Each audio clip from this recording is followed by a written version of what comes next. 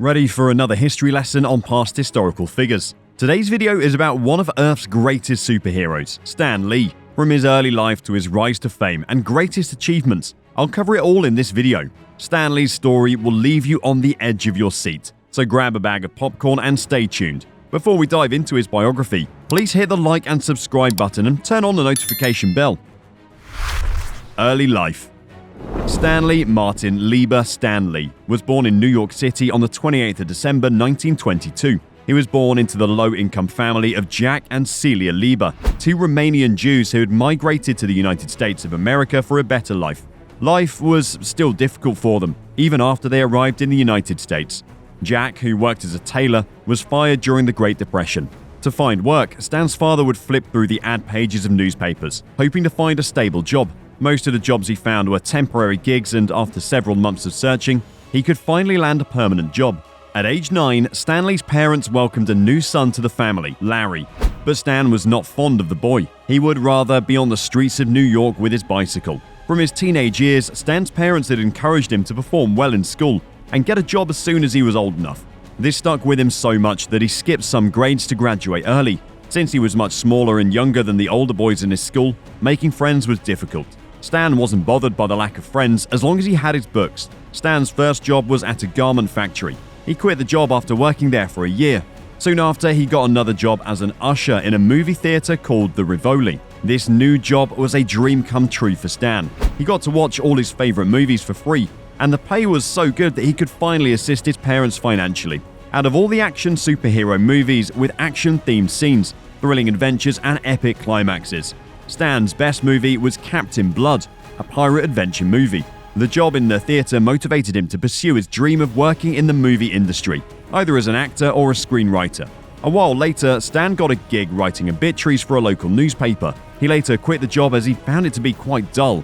While thinking of other things he could do, at age 16, he got a job at Timely Comics. This would set Stan on track for his great future. At Timely Comics, Stan was an assistant to Jack Kirby and Joe Simon. He got coffee for everyone and performed the minor duties he was assigned, although characters like Captain America were already created.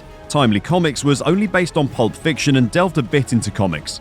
At the same time, DC Comics were already ahead and made superheroes like Superman and other Justice League characters. For Stan, he knew he'd have more to give than just coffee runs. So he pitched his idea of a Captain America storyline to Jack Kirby and Joe Simon, who loved it. The following week, a new Captain America issue was released based on Stan's story. After Jack Kirby took Stan on as a partner, they both worked together on every other Captain America issue. When Stan turned 18, he replaced Jack and Joe as head artists and scriptwriters. Apparently, the two had a dispute over finances with the company's publisher, Martin Goodman, and they quit their jobs. Stan's role was only temporary until a more experienced writer was employed. Stan, however, performed incredibly. His efforts earned the company recognition. As people became increasingly interested in comics, people found comic books as an alternative to the reality of the war happening at the same time. Because of the war and his comic books, Stan wanted to be a superhero, which motivated him to join the army. However, on seeing his resume, the recruiter believed he'd be better as a playwright. It wasn't what he'd hoped for, but he was satisfied. At 23, Stan was discharged from his duties and returned to his home to continue his job at Timely Comics, which by that time had become Marvel Comics. Personal life. After the war, Stan returned home. He went on dates and attended parties, and like any normal man, he enjoyed his young age. Stan, however, felt embarrassed telling people what he did for a living. Ladies shunned him as soon as he told them he worked in a comic book company. Rumor has it that Stan drew his wife before he met her. Regardless that they met at a party, she found Stan immediately charming. Surprisingly, she found his work interesting too. The woman, Joanne Clayton, was from England and had migrated to the United States of America to be with her husband and pursue her modeling and acting career. Yes, she was married. She was no longer happy in her marriage, and after meeting Stan, she knew it was time to make her divorce official. At age 25, Stan married Joanne and moved to a penthouse in Long Island. They had their first child in that house, Joanne Jr. A few years later, they welcomed another girl, Jan, but sadly, she only lived for 7 days before death claimed her soul. This left Joanne in much pain and trauma, and she decided not to give birth again. Afterwards, Joanne and Stan tried adoption, but due to their different religious beliefs, they were turned down by every adoption agency they visited. Evolving Marvel Comics into a cultural phenomenon. Amazingly, Stan Lee ensured the crisis in his personal life did not affect his work life. He continued at Marvel Comics until he was later made head editor and scriptwriter of the company.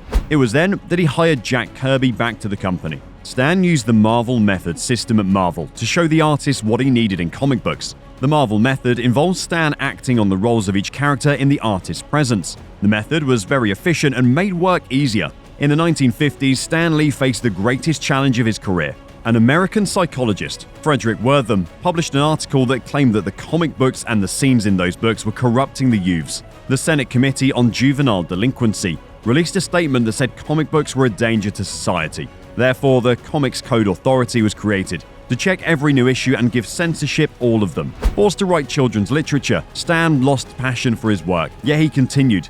He was stuck in this phase for over 10 years. On several occasions, Stan said he thought about quitting.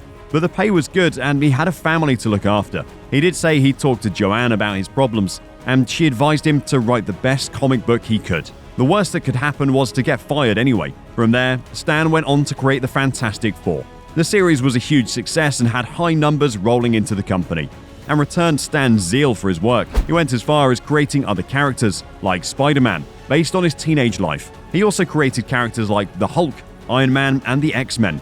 Finally, in 1966, the first black superhero was created, which he called Black Panther. From the page to the screen.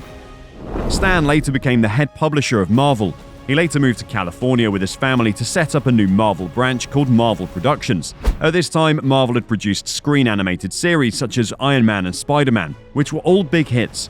But in 1997, the number of Marvel comics reduced drastically. The company lost so much money, it eventually filed for bankruptcy.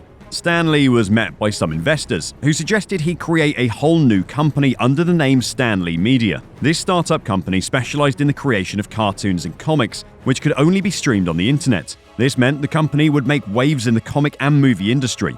Unfortunately, things would only go downhill from here. A federal grand jury later indicted 4 investors on securities fraud charges. They had all conspired to manipulate the company's stock price through a complex series of improper transactions. For Stan and his company, they were exempted from any form of wrongdoing by these men. Tired of scams and scandals, Stan decided to stand alone and create his new company, POW Entertainment, in 2001. In 2017, shortly after Joanne Lee's death, POW Entertainment CEO Shane Duffy and co-founder Jill Champion planned and agreed to broker a sham deal to sell POW to a company in China and fraudulently steal Stan Lee's identity, name, image, and likeness as part of a nefarious scheme to benefit financially at Lee's expense. The two would later be charged in court, and Stan Lee would be restored what was most valuable to him, his identity. Things became better after Marvel was able to stand on their feet. Stan Lee renewed his contract with them, and in his contract was a clause to have cameo roles for every new Marvel movie released. Stan Lee has been seen in several Marvel franchises, such as Spider-Man, Iron Man, Hulk, Avengers, and several other Marvel movies. Stan Lee spent the rest of his life working on Marvel movies and being a breath of fresh air on the sets of Marvel films. My favorite cameo was his appearance in Thor Ragnarok. Stan lived a long, happy life doing what he loved most, until the 12th of November 2018. The legend died after a fatal stroke. Even though he's gone now, his legacy will never be forgotten from our hearts. If you like this video, remember to hit the like button, subscribe button, and the notification bell to get quick updates once a new video has been posted. As always, see you in the next video.